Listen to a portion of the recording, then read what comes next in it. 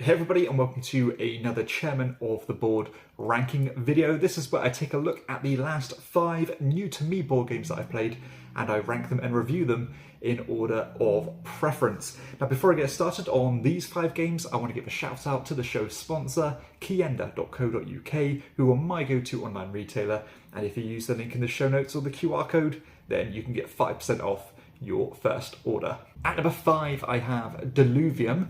Now, this is a 4X style game that takes under an hour to play, so that's the kind of angle it's going for in terms of carving its own space out in the board game space. A remarkably streamlined game where you are only selecting one of 4 actions on your turn, and those actions are probably what you'd expect. You can kind of sail around these different tiles, you can explore new tiles, you can initiate combat with enemy troops or even these printed monsters that are on the board. You can set up these settlements, or you can actually harness resources from the tiles and the islands that you've already settled upon. So in terms of rules explanation and the rules overhead, it is extremely easy to learn and jump into. Lovely look as well. The artwork is quite remarkably done. It looks very polished and just a very nice looking product. Now, when I heard what this game was about, naturally I think my apprehension did start to rise because 4X, those games are synonymous with being epic games with lots going on, and they're more kind of experience style games. So it's almost like a bit of a contrast or a contradiction when you say you're going to get a 4X game but under an hour. I always think that there's going to be something significant cut out here, and I think that is the case with Diluvium. Again, while I appreciate it, how easy it is to play, digest, and it does have kind of the trappings of a 4X game, but they're all a bit too predictable. I think the decision space is a bit too obvious on what you want to do. Just simple, go to a few islands, get some resources, and then explore new hexes on the board, maybe fight some monsters and so on. It's all pretty obvious what you can and can't do. The combat system is pretty plain. I'm not going to say it's bad because it's not. You're simply charging up this track and making your combat better, and then you can collect these tokens which will kind of add as a blind bidding system if you want to fight other people, or you can of course trade them in to increase your combat against the NPC monsters on the board. So for me, this game felt a bit more of an experiment rather than a game you'd come back to. It seemed like there was a challenge out there to say, can somebody design a 4X game that takes under an hour? This game achieved that, but I don't think that it managed to uphold the magic, the majesty and the epicness of what people want a 4X game to be. I think it's simply too light, and I don't mean that light in the sense of the rules overhead, because I don't think there's such thing as a game that's too light in terms of rules. But I think the decision space is very low. I think the replayability and incentive to come back is also very low.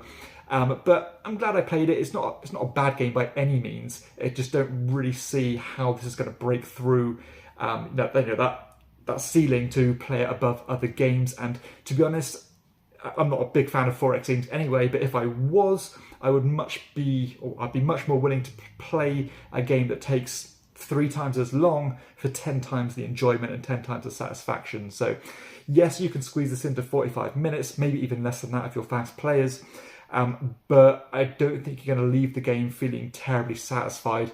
And when I played this, I actually thought instantly this felt to me like a tiny epic game. If you've played lots of games from that series, it seems like they just condensed things down a bit too much and miss out on some of the magic, and I think that is exactly what's happened here with Diluvium.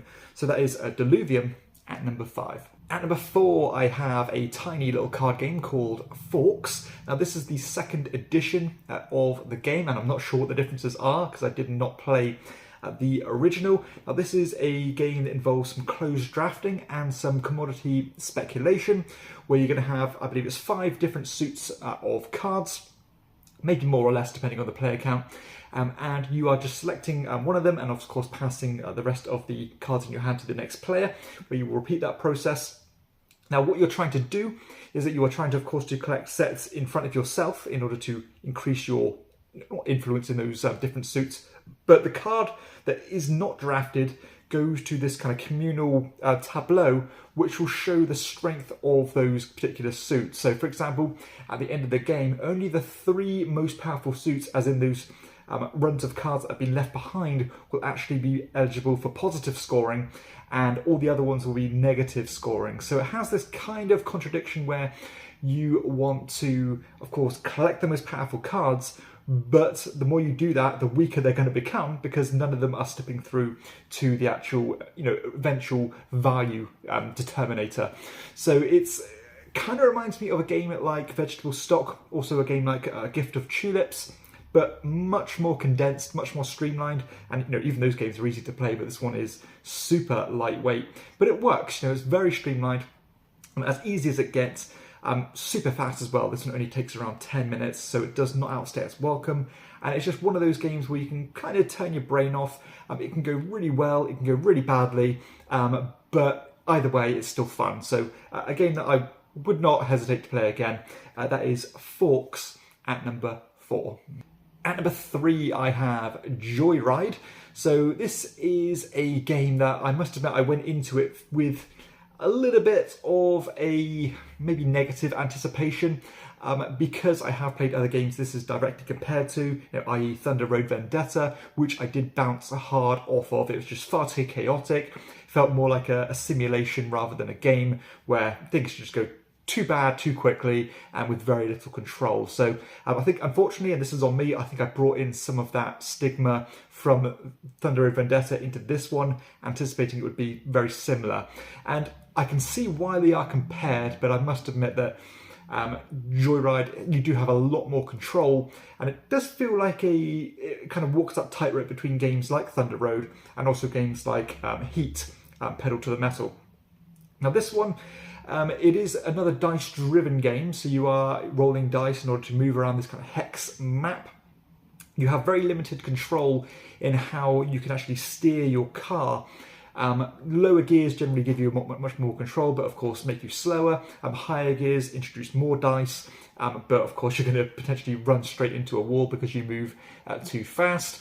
I like the free flow of this one, as yes, there is a set route on different checkpoints you want to reach, but you can do it any way you like. So if, for example, I played this recently, 2 of my opponents went off one way, so I thought, let's go the other way and hopefully cut them off. Of course, you're getting all of the carnage that you'd expect with a kind of a NASCAR style game, as you are, smashing into people, you're smashing into the side of them and kind of setting them off balance and off course. You can go straight on head-to-head collisions, you can use weapons, landmines, oil slicks, rockets, and so on. So all of the stuff you'd kind of expect to see in a game like this. Now, initially when the rules were explained to me, there were a few little fiddly rules that I think are easier to play in practice than they are to actually explain, in terms of like the turn order and the procedure in which you go through things. Basically, if you're in second gear, you can do an extra turn, which kind of feels a little bit fiddly at times, but once you get playing, it's very easy to understand and it flows quite nicely. Production values are off the charts. It looks fantastic on the table. The actual cars themselves are these big chunky wooden blocks that look great, nice and vibrant. Everything looks exactly as it should. And all in all, it's a lot of fun. I'm not going to say it's my style of game. It's not exactly my taste. But out of these racing style games, this is a good one. I know there's a huge market for it. And I'm sure if you're interested in a game like this, then you're going to get a lot from it, because again, it is kind of silly fun, but there's enough gaminess to make it not just chaotic for the sake of it, as I found with games like Thunder Road and Vendetta.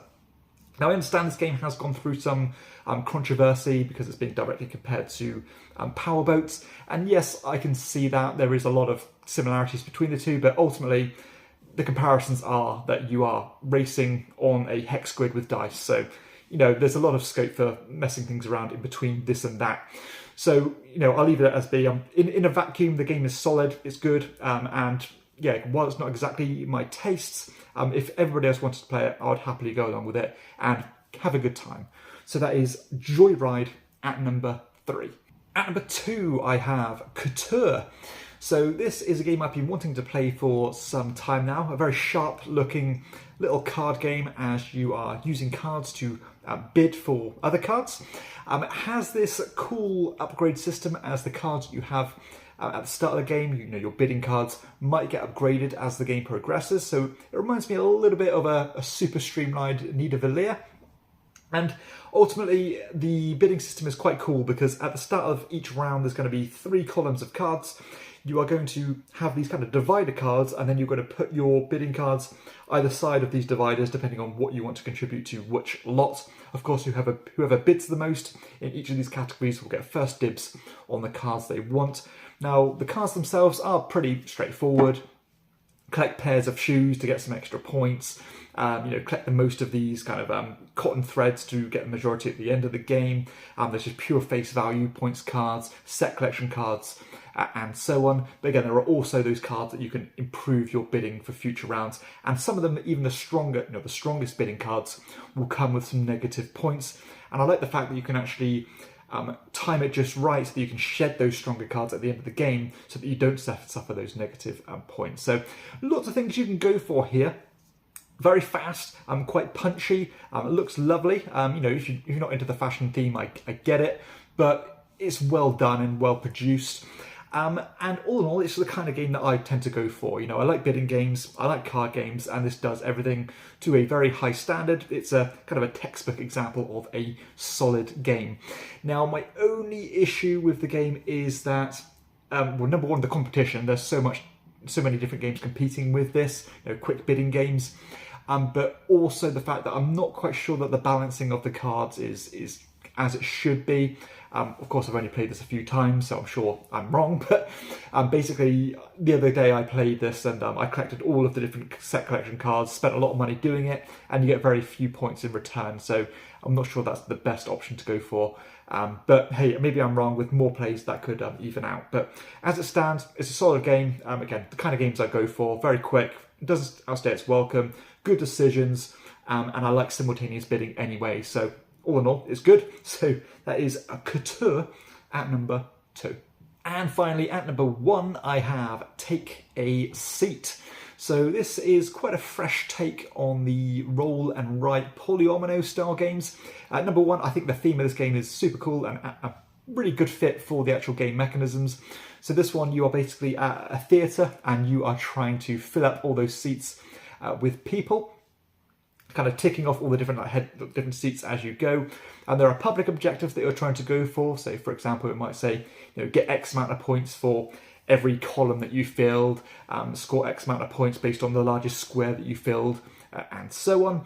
The main difference between this and the other polyomino games are that you have these boards that will shift between you and your opponent. And that is going to show which kind of special ability that you can use when placing certain shapes.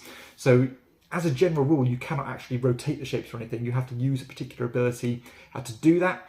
And the additional twist is that each time you place one of these shapes onto your own little theatre board, the shape gets smaller. So it has this kind of cool balancing system where at the start of the game, of course, all the shapes are bigger, so you can fill up more seats.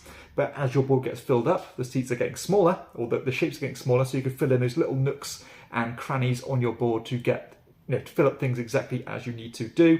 And you, as the players, actually control those shapes as you tick off the particular circles, so that you can tailor make what you need. There's an additional mechanism in the game which is probably the weakest part. I think is a little bit tacked on, which is when you go to these particular shapes again and again, you kind of contribute to an area control thing going on, and at the end of the game, you score some additional points based on the different zones that you've contributed the most to. Now, because you and your opponent are getting equal turns, it tends to be that it balances itself out anyway. So I think this game would have been just as good without that extra mechanism tacked on. But all in all, I like those changes. It's fast. It's interesting. There's tons of different objectives that you can go for, and it just works really well. And again, I really like those additional powers that you can choose to use, or you can even forsake those extra powers in order to for some extra victory points. So very well polished game. Again, very saturated market, but this is a really good example of its genre, and I'd recommend it if you like polyomino games and quick roll and write games as well. So that is Take a Seat at number 1. So there we have it, that concludes the video. Hopefully you've discovered a game or two here. If you have, please be sure to hit like and subscribe to the channel and check out my other content too. But for everybody else, I'll see you next time on Chairman of the Board. Bye bye.